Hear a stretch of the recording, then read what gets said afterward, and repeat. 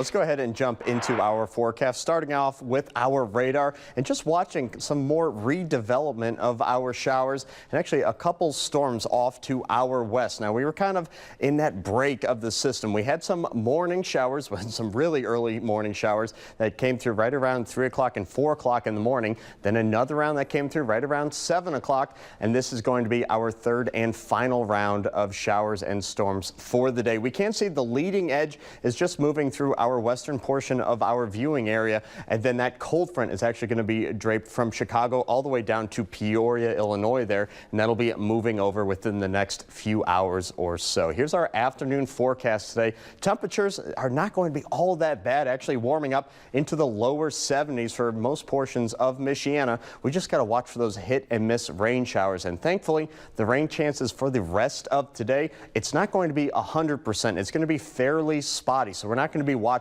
a main band of moisture moving into Michiana. So let's go ahead and track it all out with Future Track. Stopping here at 2 o'clock, we can see again showers in the area, but really not going to be dealing with widespread rainy conditions through the rest of the day. So any baseball practices or softball practices that are out there in the area today, really just watch the radar. Don't need to cancel those plans today whatsoever. Temperatures will be cooling off into the 50s for our overnight time. And actually tomorrow morning, still going to be fairly mild, but humid, really also holding on to a lot of moisture through our overnight hours and actually warming up into cooler temperatures tomorrow, only in the middle 50s. And rain is in the forecast going into Saturday morning, but I really don't see this being a big issue moving forward. We'll have that 10-day forecast where you can fully plan out your weekend in just a little bit. Let's go ahead and talk about our jet stream. We're going to be seeing a bit of a pattern shift within the next week. Now, originally,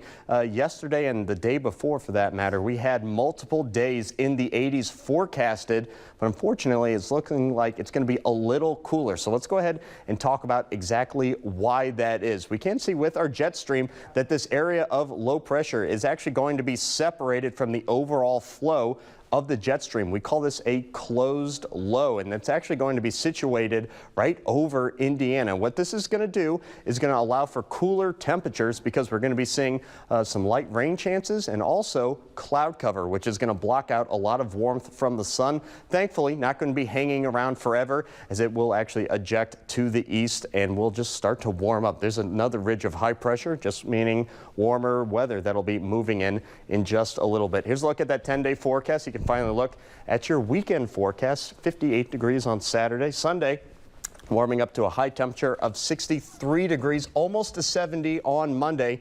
And next week, instead of the 80s, the consecutive 80s, we're just going to be looking at the lower 70s. Still not bad because we can actually see still going to be above our normal high temperature of 65 degrees. But it looks like next Saturday, a week from this Saturday, we're back. Your ideal weather. We're back. You 80 love degrees. 80 degrees. I like 80. Straight up 80. Anything more than that, it's a little too much. You don't think 80 is too hot for golfing? You think it's perfect? I think that's perfect. Okay. Do you think it's too hot for golfing?